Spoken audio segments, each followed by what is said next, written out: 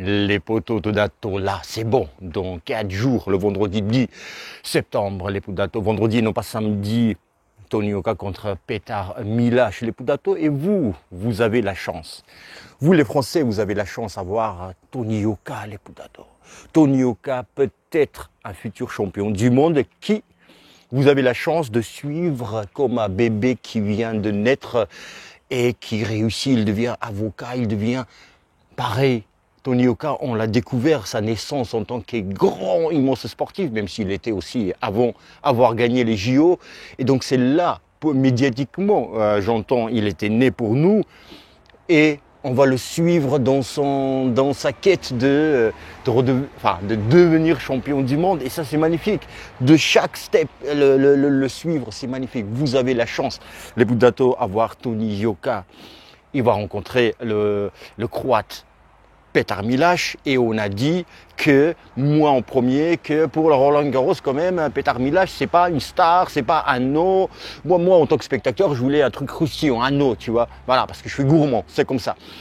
Mais, est-ce que c'est un adversaire faible, les poteaux dato? Est-ce que c'est un adversaire faible? Et non, j'ai trouvé plein de qualités, les poteaux dato, que les autres adversaires de Tony Yoka n'ont pas eu, et peut-être que c'est un adversaire le plus compliqué, le plus difficile de sa carrière professionnelle. Tony Yoka, Petar Milash. Les poteaux dato, vraiment.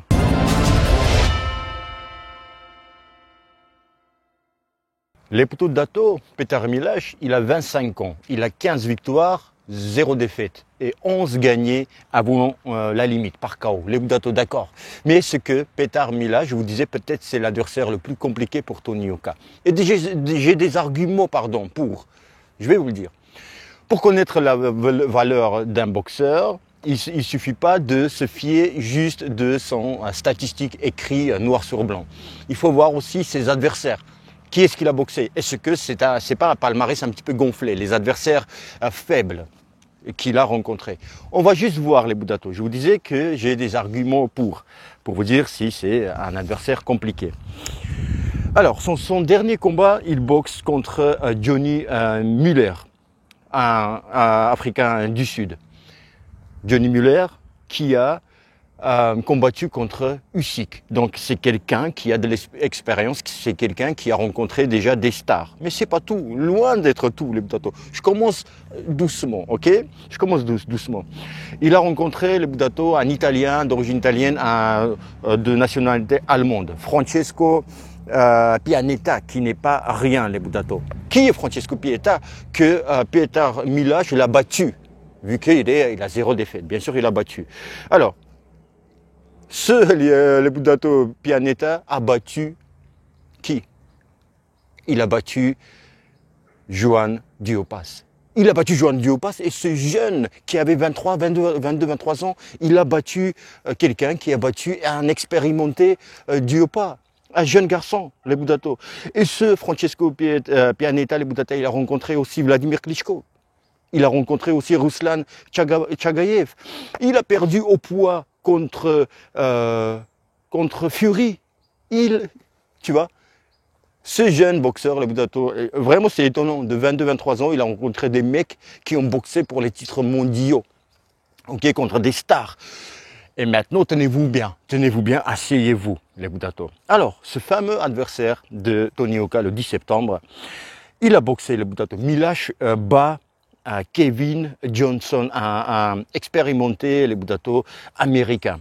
C'est cet américain, au moment de la rencontre, je crois qu'il avait genre 38 ans, ou 37, tu vois, avec plein d'expérience, et Milash le bat par KO. Ok, d'accord, mais ça veut dire quoi, dato? Juste avant ce combat-là, les poteaux dato, il a rencontré Andy Ruiz, ce fameux Kevin Johnson. Il perd au poids contre Ruiz, alors que contre ce jeune boxeur, il perd par KO. Hein? C'est pas rien, les poteaux dato. Ce Kevin Johnson aussi a boxé Joshua Chisora Hammer. Et puis, les poteaux dato aussi, Dubois, il perd au poids contre Dubois, contre Poulev, il perd au poids contre Filip Orgovic, il perd au poids entre Tyson Fury. Et c'est le jeune qui le bat par KO, les Budato. Donc c'est pas un boxeur, bien sûr, au début, voilà, il peut pas boxer les gars des champions du monde, mais quand même, il a boxé par la suite, ce jeune, il a boxé des expérimentés qui connaissent ils ont combattu pour les titres, les Budato, contre Joshua, contre Fury, contre Klitschko, par exemple, Francesco Pianeta. Il y avait 3 titres en jeu. Et ils se retrouvent contre Milash se retrouve contre ces boxeurs-là. Donc, il a de l'expérience et c'est pas n'importe qui. C'est pour ça que je vous disais, de par son jeune âge, de voir cette expérience. Il a commencé, je crois, à 19 ans. Et à 19 ans, aujourd'hui, il a 25 ans et il a 15 combats. C'est beaucoup. Il n'a pas boxé depuis octobre 2019. Donc ces années, maintenant oui, des années de Covid, il n'a pas boxé. Mais les Budato, est-ce que ça va, il sera dans le doute vu qu'il n'a pas boxé. Comment est-ce que, tu vois, souvent on dit, il n'a pas boxé depuis longtemps et ça va pas être top, alors que Tony Yoka, il a boxé au mois de mars, je crois, contre Djeko. Dans quel état d'esprit il sera et état physique, les Budato? Je crois qu'il va être en top de sa forme.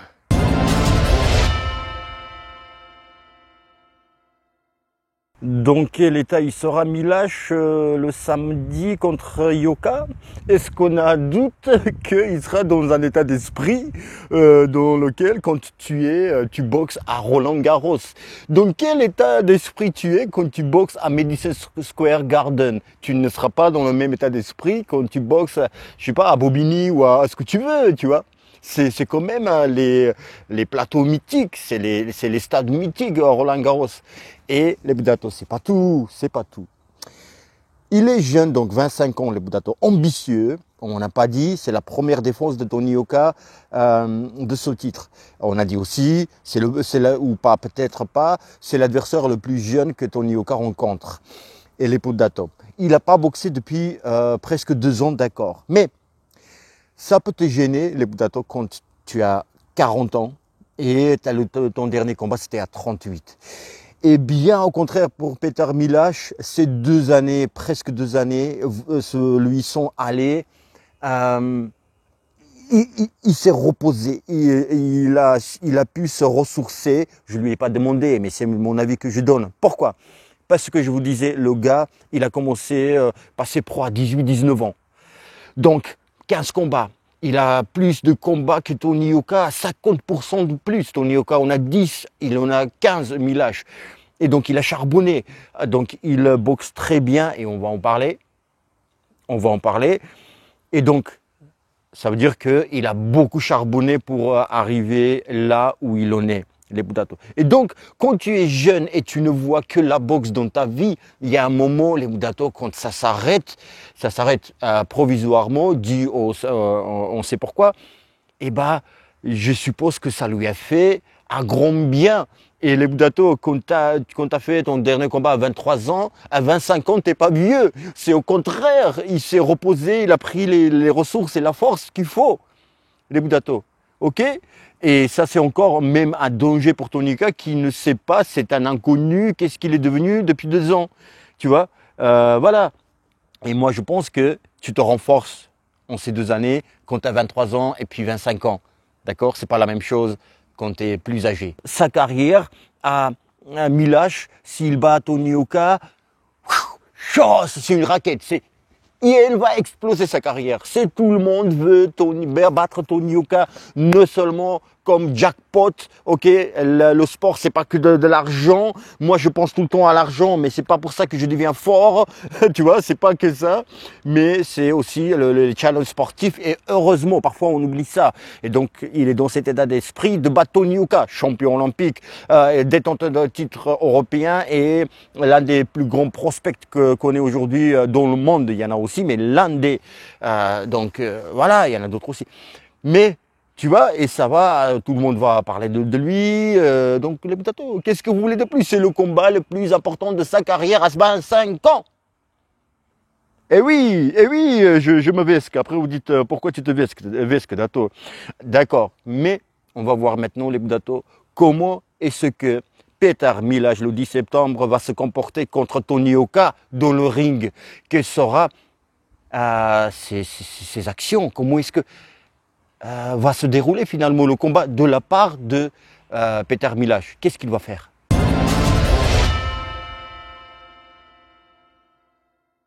Les poteaux de Dato, Petar Milaj, ça punch. Ça punch naturellement. C'est pas un athlète comme on connaît, les Joshua, etc. Mais ça punch, c'est naturel, son punch. Les Dato, Petar Milaj, c'est le boxeur, le poids lourd, l'un des plus intelligents qui est aujourd'hui, qu'on a dans le circuit des poids lourds, comme je disais. Les Dato, il a aussi des superbes bons déplacements. Par contre, là aussi, d'où vient le danger? D'une part, le punch, la technique, les Dato très intelligent. Je ne vois pas un boxeur qui se déplace sur les jambes sans qu'il soit intelligent. Hein? C'est vraiment les déplacements, c'est là où il y a l'intelligence, c'est là où tu construis, tu es plus malin. Tu fais un petit peu danser ton adversaire, c'est toi qui dirige, c'est toi qui finalement décide est-ce que tu avances ou est-ce que tu recules. Donc est-ce que si tu avances, l'adversaire il va boxer, donc c'est toi qui décides, c'est toi qui es scénariste du combat quelque part, d'accord? Les Dato, c'est l'un des rares boxeurs aujourd'hui, ou peut-être le seul, moi là tout de suite j'ai pas en tête, surtout chez les poids lourds, ou en règle générale dans toute KT, qui on ne peut pas définir est-ce que c'est un gaucher ou est-ce que c'est un droitier. On ne sait pas, les Dato. Ils boxent 50% en gaucher et 50% en droitier dans ces combats. Vous d'accord? Et ils boxent. Donc, il envoie la droite en droitier. Il envoie la droite et en même temps, sa jambe, tu vois, je monte pour vous montrer, il déplace sa jambe. Du coup, il se retrouve en gaucher. Il va boxer en gaucher. Et puis, hop, il envoie le gauche, bras arrière. Donc, en déplaçant la jambe, hop, il est en droitier. Et puis aussi, la distance, les Dato. C'est un boxeur qui travaille en numéro 2, c'est-à-dire que il laisse son adversaire avancer sur soi. Alors que on sait que Tony Yoka, il est plus à contrer ses adversaires, laisser venir sur soi. Voilà. Quand même prendre du ring, centre du ring, mais tu vois, il y a des déplacements, Tony Yoka, il aime ça. Mais avancer, c'est pas trop le poids fort des boxeurs en règle générale, toutes catégories confondues, qui sont grands, avec une grande allonge. Tu vois, rare les boxeurs qui avancent et qui font la guerre. Alors que là, il sera obligé. Tony Yoka, parce que, et on va parler aussi de Tony Yoka un peu plus tard, mais parce que c'est lui qui recule. Comment il recule? Il ne recule pas, il se déplace, Petar Milaj. Il se déplace un petit peu à la, aussi, entre autres, à la Mohamed Ali. Tu vois, un petit peu ça. Il se déplace et d'un coup, bam, bam, bam, bam, il va avancer. C'est là où je disais, c'est toi qui es scénariste du combat, c'est toi qui un petit peu gère, qui force à ton adversaire soit à avancer sur toi ou se protéger parce que c'est toi qui attaque. Il a tous les coups qui sont forts. Tu boxes pas en deux gardes, gaucher et droitier, si tu frappes pas aussi fort des deux bras. Donc, si tu te mets là, bras arrière, il est là, gaucher, il est gauche, donc il frappe fort. Donc, tu vois, tu te mets en droitier, pareil, ça veut dire que tu es sûr de ton bras arrière. Donc, les deux bras, les bras avant, c'est les bras arrière, en gros. Ils sont aussi forts. Et comment il va mener son combat, les Dato, c'est tout de suite, je vais me déplacer. Il est no stress, c'est-à-dire quand il se déplace, il y a des bras aussi, tu vois, il baisse sa garde, tranquille, mais quand tu es près de lui, les mains assez haut. Là où il y a le danger. C'est rare aussi chez les poids lourds quand tu fais à toi, à moi. Donc, pas la bagarre, mais dans le sens où quand, admettons, Tony Yoka va lui envoyer un jab, il bloque, il remet. Tu vois, c'est ça aussi, où il bloque tout de suite crochet du gauche. Il commence ses attaques en bas, en haut, très technique, très rapide et pas frappeur mais puncher. Et ça c'est plus dangereux, les Dato. Par la suite de ce que je voulais vous parler, mais que doit-il faire les Dato s'il est aussi fort, Petar Milaj, et c'est vrai, que doit-il faire Tony Yoka pour contrer toute cette intelligence, le punch et ce malignité dans la boxe de Petar Milaj pour pouvoir le battre les Dato? Que doit-il faire Tony Yoka le 10 septembre?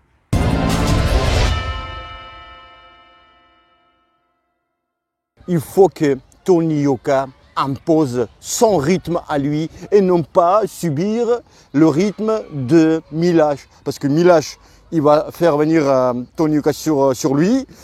Et ce que je vous dis ça parce que je vous ai pas dit, il a un très bon buste, travail du buste.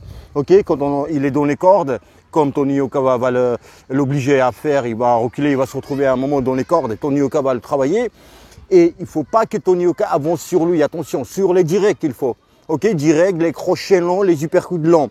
Vous allez comprendre pourquoi je dis ça. Et ben dans ce cas-là, son Milash, il travaille très bien le buste. Et là aussi, il peut prendre les coups. Hein. Parfois, le buste, il est les bras un peu, tu vois, comme ça, il esquive pas comme ça, tu vois, les bras ne sont pas levés. Et les Budato, pourquoi je vous dis qu'il faut pas qu'il il avance, il se retrouve trop près de Milash, Tony Yoka, parce que quand tu es près de lui, eh ben, il prend pas beaucoup de coups sans attaquer, tu vois. Il y a des boxeurs, oui, bon, il bloque. Enfin, il bloque pas beaucoup de coups. Donc, un coup, deux maximum, il va exploser. Tu vois, il attaque à son tour. Donc, attention. Ce que doit faire Tony Yoka aussi, les Budato, et ça c'est important, je me répète peut-être, sur les directs, sur le tenir là. J'ai peur de me lever mes bras parce que j'ai des, comme on dit, auréoles. Il fait trop chaud. Je me suis mis un petit peu dans l'ombre là. Et donc, il faut qu'il travaille Tony Yoka sur la précision. Il faut Tony Yoka, j'espère qu'il est prêt physiquement à 100% parce que son adversaire, il est entre guillemets infatigable. Déjà, il est plus jeune. Et je vous ai pas dit aussi, Milash, il a voyagé plus que Tony Yoka. D'accord? Il a boxé dans 3-4 pays. Ok, Tony Yoka, je crois qu'il a boxé que, pour l'instant, il a boxé qu'en France. Et il a boxé aussi, il va boxer à la fin d'année aux US. Et là, on ne va pas rater, on va bien sûr, on va parler quand le moment viendra. Les Budato, sur les séries, et je prends le centre du ring, il faut que Tony Yoka ne le suive pas, tu vois, parce que une fois, à partir du moment où Tony Yoka va le suivre, il y a des enfants là qui jouent, il y en a à peu près quarantaine d'enfants juste à 5 mètres. Il y a un peu de bruit. Et ça veut dire que si Tony Yoka commence à le suivre, à le cadrer, c'est-à-dire que ça y est, il subit le rythme de Milash. Milash, ça veut dire que ce duel-là, cette petite guéguerre de tactique, Milash, ça veut dire qu'il a gagné ça, tu vois. Parce que il y a par moment aussi, il t'endort, tu vois, c'est un boxeur, oui, c'est un cachet, tu vois, il t'endort parce que tu vois sur les jambes et tu sais pas, d'un coup il t'attaque. Ce qui fait bien aussi, et c'est rare chez poids lourd, chez Fury, ça existe, c'est ce qu'il fait, mais Fury il a beaucoup moins, le punch est moindre que Milash. Bah oui, hein c'est bizarre d'entendre ça, mais oui. Donc il fait, hop, un pivot, il va partir, il y a beaucoup de boxeurs qui font un pivot. Et voilà, ils n'attaquent pas, ils contre-attaquent pas derrière. Alors que lui, il va faire un pivot, bam, bam, il va t'attaquer. Sur les crochets longs, il peut sauter sur toi. Sauter, pas la tête en avant, mais ce qu'il faut, tu vois. Et reprendre les déplacements, boum, les jabs, les Budato. Je vous disais, il a boxé Piacinta, je vous disais, Miller. Et c'est des boxeurs qui frappent fort, donc c'est comme ça il a battu. Déplacement, bon, attaqué, le jab, très bon jab aussi, timing, très bon timing. Donc Tony Yoka, les Budato, il faut qu'il les uppercuts longs, il faut pas qu'il rate des occasions Tony Yoka. Tu vois, s'il est ouvert, il faut envoyer tout de suite. Pas se dire, bah, je m'économise le temps, ça dure quand même 12 rounds, etc. Non, il faut travailler. Il faut travailler parce que les Budato, c'est un jeune ambitieux et qui n'a pas peur de Tony Yoka. C'est ça qui est aussi les Budato important à dire, d'accord? Il ne respecte pas Tony Yoka. Oui, dans le sens où, c'est pas, je viens, oui, t'as une grande carrière en amateur, je te respecte, man, voilà, cool, dans le ring, je te respecte. Non, pas de respect, lui, respect. On comprend, hein, sportivement parlant, hein. Donc, il va y aller. Voilà, il va y aller, Tony Yoka doit être méchant et intelligent, sur les jambes, bam bam. Attention à pas endormir Tony Yoka. Tony Yoka, attention, sois éveillé, sois sur le qui-vive, tout le temps. Tu vois, comme parfois en minutes de repos, on te tire les cheveux, tu vois, pour un peu éveiller ton cerveau, tu vois, tu sens un petit peu, on cherche ton cerveau, tu vois, en tirant tes cheveux. Bon, moi j'en ai pas, mais Tony, on a, je sais pas. Bref, voilà, tu vois, pour Oh, je t'ai endormi un petit peu. Donc attention, ça pardonne pas contre Milash. Ok, donc on récapitule juste avant que je vous dise qui je pense que qui va gagner, avant que je prédise le vainqueur. Donc il va commencer tout de suite, je vous dis ce que ça va être et vous allez voir le vendredi sur les déplacements. Milash, voilà, il tourne, boum, il attaque, tu vois, il se fait pas frapper. Tony Yoka, quand il va attaquer, il va lever les bras. Tony, et là aussi, tu vois, Tony Yoka, il va attaquer, il contre tout de suite. Tu vois, c'est pour ça que je dis attention, Tony Yoka. Et voilà, Tony Yoka, tu bloques, tu remets. Tu bloques, tu remets deux coups. Tu vois, voilà, il aime ces boxeurs-là, ils aiment quand ceux qui bloquent et ils contre-attaquent. Et ces boxeurs-là, ils aiment quand on leur envoie un coup. Tu vois, c'est simple. Tu bloques, tu remets sur un coup, ou tu esquives et tu remets, tu vois. Sur un coup, c'est simple. Mais tu peux pas bloquer un coup et répondre parce qu'il y a deuxième qui arrive, ou troisième même. C'est ça qu'il doit faire Tony Yoka. Boum, bam, bam. Oh, je tiens avec mon bras, son bras bon de Tony Yoka, il mesure, l'autre fois on a mesuré, c'était 8 mètres 90 centimètres. C'est long, j'ai levé quand même mon bras. Tu vois ce que je veux dire? Et donc attention, voilà comment va se dérouler le combat. Et maintenant les Boudato, mais qui va gagner ce combat? On va prédire qui va gagner ce combat.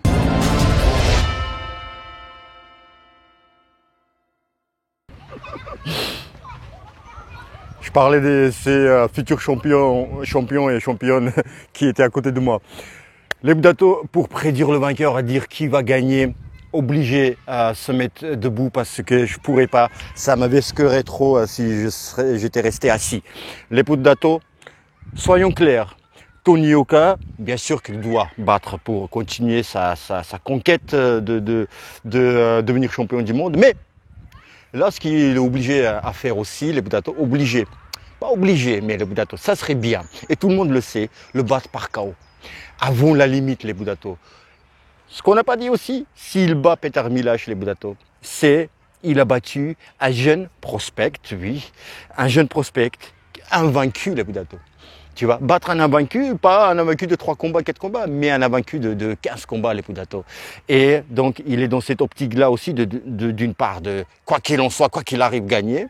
D'autre part aussi, gagner avant la limite. Là aussi, ce qu'il faut dire, c'est que plus le combat va durer dans la durée, justement, c'est que ça va être au profit de Petar Milash. Et oui, et au profit de Petar Milash, au profit de sa manière de boxer, les déplacements et tout ça. Et là, on peut dire aussi, mais il peut se fatiguer aussi, plus les rounds avanceront, parce que sa boxe, sa manière de boxer, ses déplacements, ça pompe beaucoup d'énergie. Oui, mais les Boudato, est-ce qu'on doit... il pèse pas non plus, tu vois, je sais pas comment il pèse, moins de 100 kilos, hein, je crois, parce que, tu vois, visuellement comme ça, il est plus petit que Tony Yoka aussi, on n'a pas dit 1m77 Tony Yoka, 74 je crois, et Tony Yoka 2m1, 7 cm de plus grand. Donc c'est pour ça aussi, je disais, il doit le tenir, tu vois, avec son allonge, loin. Et donc, il n'est pas lourd pour dire qu'il ne va pas se fatiguer, il ne va pas tremballer dans le ring pendant 12 rounds, ou j'espère pour Tony Yoka beaucoup moins, que... tremballer les 120 kilos comme les 100 kilos, c'est pas pareil, c'est plus simple. Donc c'est moins fatigable. Et donc je doute pas aussi qu'il est en superbe forme pour son combat, le plus grand combat de sa carrière. C'est important. Et donc c'est pour ça, et il a 25 ans aussi. Si on parle d'être fatigué pour un championnat d'Europe en boxant peut-être l'un des plus grands prospects aujourd'hui qui existe sur la planète Terre chez les poids lourds, si tu arrives, tu es fatigué, excusez-moi, tu vois. Donc là, on met de côté, tu vois. Et donc, voilà, donc il va peut-être essayer de piéger Tony Yoka en se déplaçant, fatiguer un petit peu Tony Yoka aussi, tu vois. On ne sait pas.